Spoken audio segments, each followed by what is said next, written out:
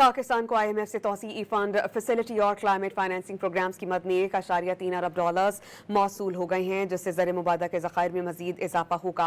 State bank of Pakistan ने कहा कि 12 मई को IMF की तरफ से 2 प्रोग्राम्स के तहत रकम मौसूल हुई। स्टेट बैंक ऑफ पाकिस्तान के मुताबिक IMF से मौसूल रकम की तफसीलात 15 मई को ख़त्म होने वाले हफ्ते के ज़र मुबादला ज़खायर रिपोर्ट में फराहम की जाएंगी। आलमी मालियाती फ़ंड के एग्जीक्यूटिव बोर्ड ने 8 मई को तौसीई फंड फैसिलिटी प्रोग्राम के तहत $1 अरब 10 करोड़ और क्लाइमेट फाइनेंसिंग के तहत तकरीबन $22 करोड़ की किस्त जारी करने की मंजूरी दी थी।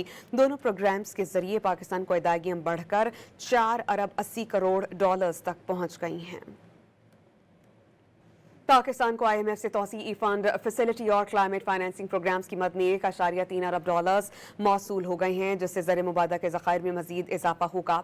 स्टेट बैंक ऑफ पाकिस्तान ने कहा कि 12 मई को IMF की तरफ से 2 प्रोग्राम्स के तहत रकम मौसूल हुई। स्टेट बैंक ऑफ पाकिस्तान के मुताबिक IMF से मौसूल रकम की तफसीलात 15 मई को ख़त्म होने वाले हफ्ते के ज़र मुबादला ज़खायर रिपोर्ट में फराहम की जाएंगी। आलमी मालियाती फ़ंड के एग्जीक्यूटिव बोर्ड ने 8 मई को तौसीई फंड फैसिलिटी प्रोग्राम के तहत $1 अरब 10 करोड़ और क्लाइमेट फाइनेंसिंग के तहत तकरीबन $22 करोड़ की किस्त जारी करने की मंजूरी दी थी।